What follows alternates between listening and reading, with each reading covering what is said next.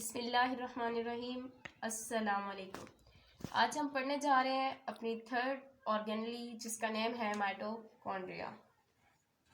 Mitochondria mitochondria एक plural word है। इसका जो सिंगुलर वर्ड है वो है माइटोकॉन्ड्रियन। अब प्रीवियस ऑर्गेनलीज की तरह हम इसको भी देख लेते हैं कि इसके इर्द गिर्द कितनी मेम्ब्रेन है और ये किस किस में प्रेजेंट है और इसका स्ट्रक्चर कैसा है और ये क्यों प्रेजेंट है हमारे सेल में, इसका फंक्शन क्या है। जो माइटोकॉन्ड्रिया है वो डबल मेम्ब्रेन बाउंडेड ऑर्गेनली है। Double membrane bounded organelle.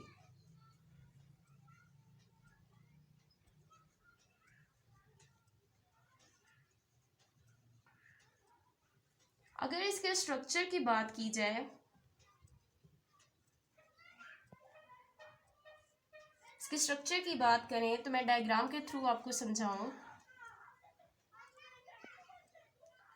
तो इसकी क्या होती है, टू मेम्ब्रेन्स होती हैं। जो मैंने आपको बताई, जो फर्स्ट मेम्ब्रेन है वो स्मूथ होती है। क्या होती है? जो आउटर मेम्ब्रेन है वो क्या होती है? स्मूथ होती है। स्मूथ का मतलब होता है हमवार, यानी वो सीधी होती है। ये जो आउटर मेम्ब्रेन है, ये आउटर मेम्ब्रेन स्मूथ है। और जो इसकी इनर मेम्ब्रेन है, इनर मेम्ब्रेन, वो क्या फॉर्म करती है? फोल्डिंग्स, इनफोल्डिंग्स फॉर्म करती है। इनर मेम्ब्रेन फॉर्म्स इनफोल्डिंग्स इस तरह। ये इस तरह की इनफोल्डिंग्स जो है इनर मेम्ब्रेन, वो हमें इस तरह की इनफोल्डिंग्स देती है। इसको क्या कहते हैं? Inner membrane. और ये हमें इनफोल्डिंग्स देती है। और जो आउटर मेम्ब्रेन है वो स्मूथ है, सीधी है। अब इनर मेम्ब्रेन इनफोल्डिंग्स देती है और ये इनफोल्डिंग्स कैसी हैं?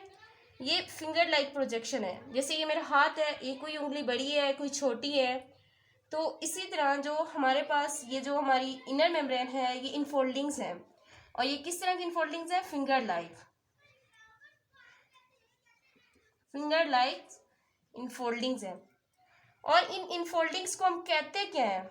इनफोल्डिंग्स को हम कहते हैं क्रिस्टाई। आप इसको क्रिस्टाई भी प्रोनाउंस कर सकते हैं और क्रिस्टी भी। इसको क्या कहते हैं हम? क्रिस्टाई। एक और वर्ड हम जाके आगे पढ़ेंगे, सिस्टर्निया। बहुत से बच्चे इनमें कंफ्यूज होते हैं, तो ये डिफरेंस याद रखिएगा। जो इनर मेम्ब्रेन है माइटोकॉन्ड्रिया की वो क्रिस्टाई है, वो इनफोल्डिंग्स हैं। अब ये इनफोल्डिंग्स क्यों है? बेसिकली इनका क्या मकसद है कि आउटर मेम्ब्रेन को स्मूथ है रखा गया, आउटर मेम्ब्रेन स्मूथ है और जो इनर मेम्ब्रेन है वो इनफोल्डिंग्स है। इनफोल्डिंग्स तब अल्लाह ताला ने फॉर्म करता है हमारी बॉडी के अंदर जब हमें किसी भी जगह का सरफेस एरिया इंक्रीज करना हो, तो उस चीज़ में हम लोग क्या कर लेते हैं? इनफोल्डिंग्स फॉर्म कर देते हैं। टू इंक्रीज, बेसिकली इनका क्या मकसद, क्या पर्पस क्या है? टू इंक्रीज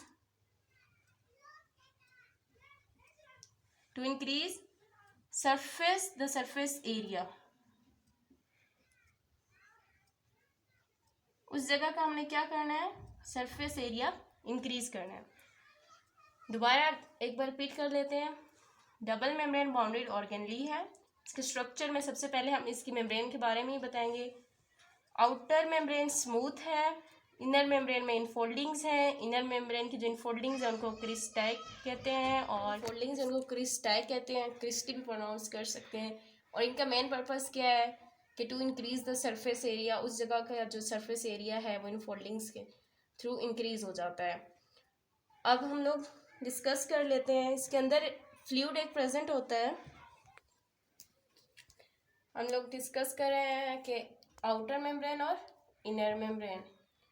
अब इसके अंदर जिस तरह सेल के अंदर किस तरह टाइप का फ्लूइड था, कौन सा था? जिसको हमने दिया साइटोप्लाज्म। और न्यूक्लियस के अंदर न्यूक्लियोप्लाज्म, न्यूक्लियोप्लाज्म। इसी तरह जो माइटोकॉन्ड्रिया के अंदर फ्लूइड होता है, इधर जो फ्लूइड होता है इस फ्लूइड को, माइटोकॉन्ड्रियल फ्लूइड को हम नेम देते हैं मैट्रिक्स का। किस चीज का देंगे नेम? मैट्रिक्स का।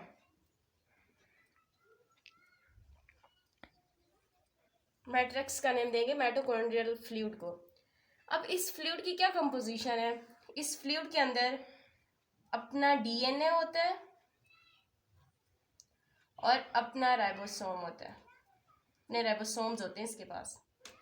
ये सेल के अंदर प्रेजेंट होता है और इसके अपना डीएनए होगा और अपना राइबोसोम्स होगा। इसको रिप्लिकेशन के लिए किसी की ज़रूरत नहीं पड़ती। इसकी मतलब सेल के अंदर अपनी दुनिया होती है, ये किसी का मोहताज नहीं है। इसको अब तमाम फंक्शन ये खुद अपने परफॉर्म कर सकता है। इसके अंदर डीएनए भी है, राइबोसोम्स भी है। ये रिप्लिकेट इटसेल्फ रिप्लिकेशन इसकी होती है, खुद रिप्लिकेट होते हैं। ये इसके फ्लूइड डीएनए भी और राइबोसोम। लेकिन हमने पीछे पढ़ा था जो राइबोसोम्स होते हैं वो यूकेरियोट्स में क्या होते हैं, हमारे पास लार्जर होते हैं और प्रोकैरियोट्स में स्मॉलर होते हैं। तो इसी तरह जो इसके राइबोसोम्स हैं वो बिल्कुल सेम होते हैं किसकी तरह? बैक्टीरिया की तरह। बैक्टीरिया क्या हमारे पास प्रोकैरियोट्स है ना, तो इसके जो राइबोसोम्स हैं वो क्या है? बेसिकली स्मॉलर हैं यूकेरियोट्स से। और एक और डिफरेंस कि हमने जो प्रोकैरियोट्स और यूकेरियोट्स में पढ़ा था कि प्रोकैरियोट्स के अंदर double membrane bonded organelle present नहीं होती। तो जो इसकी प्रेजेंस की अगर बात करें तो इसकी प्रेजेंस में ये सिर्फ यूकेरियोट्स के अंदर प्रेजेंट होता है, प्रेजेंट इन ओनली यूकेरियोट्स। चलें कंप्लीट लिख लेते हैं, फाउंड ओनली इन यूकेरियोट्स। प्रोकैरियोट्स में प्रेजेंट नहीं होता। लेकिन इसके राइबोसोम्स प्रोकैरियोट्स जैसे होते हैं और ये यूकेरियोट्स से छोटे होते हैं, प्रोकैरियोट जैसे होते हैं, और लेकिन ये प्रोकैरियोट्स के अंदर पाया नहीं जाता बिकॉज इसकी डबल मेम्ब्रेन्स हैं। दोबारा रिपीट कर लेते हैं। मैंने कहा जैसे सेल का फ्लूइड होता है जिसको हम साइटोप्लाज्म का नेम देते हैं, इसी तरह न्यूक्लियस का फ्लूइड होता है उसको न्यूक्लियोप्लाज्म, और मैट्रिक्स का फ्लूइड होता है उसको हम लोग मैट्रिक्स फ्लूइड, जो माइटोकॉन्ड्रियल का फ्लूइड होता है उसको हम मैट्रिक्स कहते हैं। और इसकी फ्लूइड की जो कंपोजिशन है उसमें डीएनए होता है और अपना राइबोसोम होता है, सोम्स होते हैं। और जो राइबोसोम्स हैं वो स्मॉलर होते हैं। किससे स्मॉलर होते हैं? यूकेरियोट्स के राइबोसोम्स से। और बिल्कुल सेम किसकी तरह होते हैं? बैक्टीरिया की तरह सेम होते हैं इसके जो राइबोसोम्स होते हैं। और इसकी प्रेजेंस की बात करें तो ये प्रेजेंट होता है सिर्फ यूकेरियोट्स के अंदर, और प्रोकैरियोट्स के अंदर ये पाया नहीं जाता क्योंकि ये डबल मेम्ब्रेन बाउंडेड ऑर्गेनेली है। अब इसकी फंक्शन की बात कर लेते हैं कि क्यों है प्रेजेंट सेल के अंदर, क्या ये फंक्शन परफॉर्म करता है। अब हम इसकी फंक्शन की बात कर लेते हैं कि इसका फंक्शन क्या है।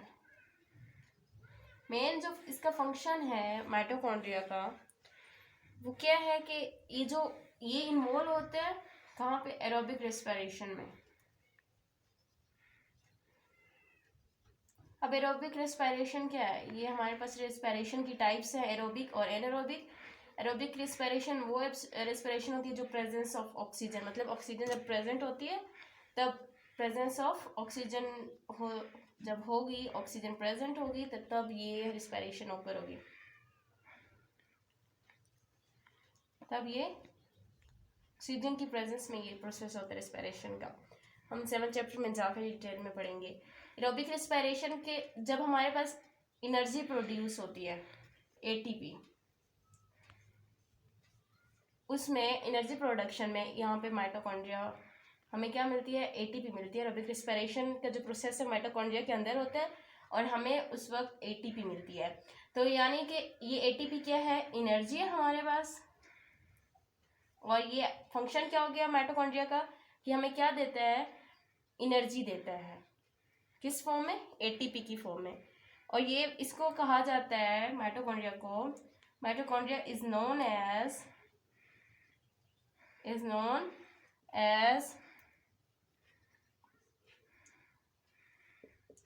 Power house of the cell. यानी कि ये जो सेल का क्या है? पावर हाउस है। ये सेल को एनर्जी प्रोवाइड करता है। जितनी भी हमारे सेल को जितनी भी एनर्जी की ज़रूरत होती है वह तमाम एनर्जी माइटोकॉन्ड्रिया देता है। किस फॉर्म में देता है? एटीपी की फॉर्म में देता है। और एटीपी क्या है हमारे पास? एडिनोसिन ट्राइफॉस्फेट है। ये हम 7th चैप्टर में जाकर डिटेल में पढ़ेंगे।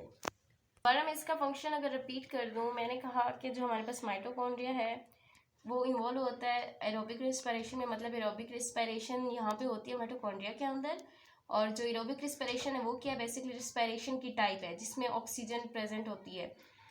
ये हम 7th चैप्टर में डिटेल में पढ़ेंगे। और इस प्रोसेस में हमारे पास एनर्जी प्रोड्यूस होती है। एनर्जी किस फॉर्म में, एटीपी की फॉर्म में। यानी जो एरोबिक रिस्पिरेशन है वो एनर्जी यील्डिंग प्रोसेस है जिसमें हमें एनर्जी वो देता है, हमें एनर्जी प्रोड्यूस होती है और एटीपी की फॉर्म में। और सेल को अपने फंक्शन के लिए, परफॉर्म करने के लिए जितनी भी एनर्जी की ज़रूरत होती है वो माइटोकॉन्ड्रिया से जाती है। और माइटोकॉन्ड्रिया को इसलिए क्या कहते हैं, is known as power house of the cell, is known as power house of the cell. जिस तरह हमने न्यूक्लियस को नाम दिया था brain of the cell, control centre of the cell, तो इसी तरह माइटोकॉन्ड्रिया को कहते हैं power house of the cell. और राइबोसोम को क्या कहते हैं, या आप मुझे कमेंट बॉक्स में बताएं, हमने अपने पिछली प्रीवियस वीडियो में पढ़ा था। आते हैं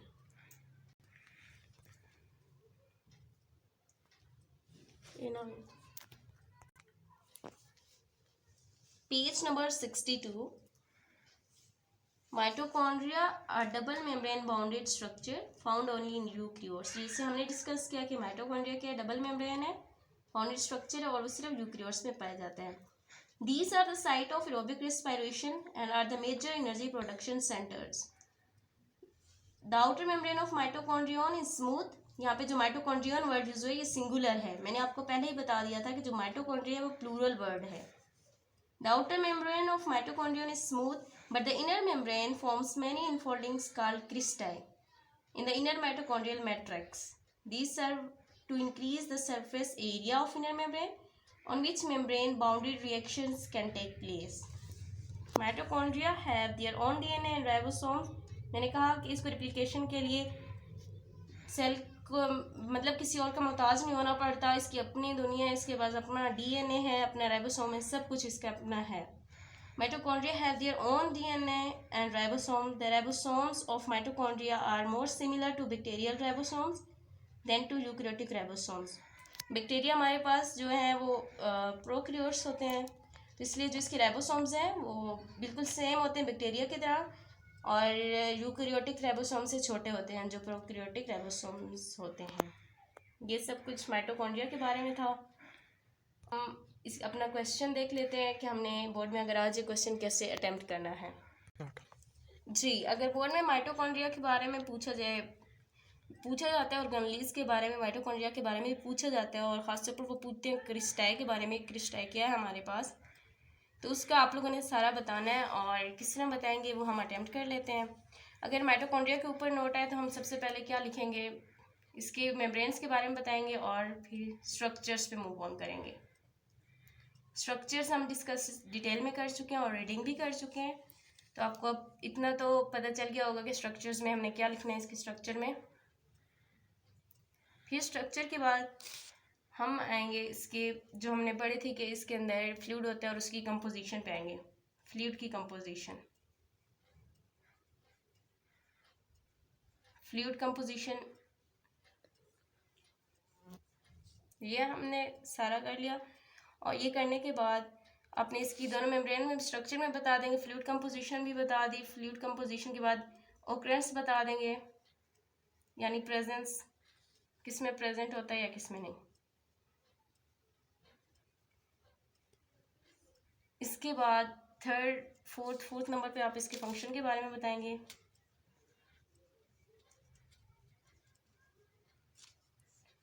और ये सारा फंक्शन बताने के बाद 5th नंबर पे आपकी हेडिंग आएगी डायग्राम। डायग्राम इजी है, इसकी बहुत इजी डायग्राम है, और डायग्राम के थ्रू हमेशा हर चीज़ याद किया करें। बायोलॉजी में अगर आप कुछ भी पढ़ते हैं तो वो डायग्राम के थ्रू याद करें तो वो कभी भी नहीं भूलता। ये सब कुछ माइटोकॉन्ड्रिया के बारे में था। अगर आपको इससे रेलिवेंट कोई भी क्वेश्चन हो तो आप कमेंट बॉक्स में पूछ सकते हैं, और जितना जल्दी पॉसिबल होगा हम आपको उसका आंसर देंगे। और हमें सपोर्ट करने के लिए बहुत बहुत शुक्रिया।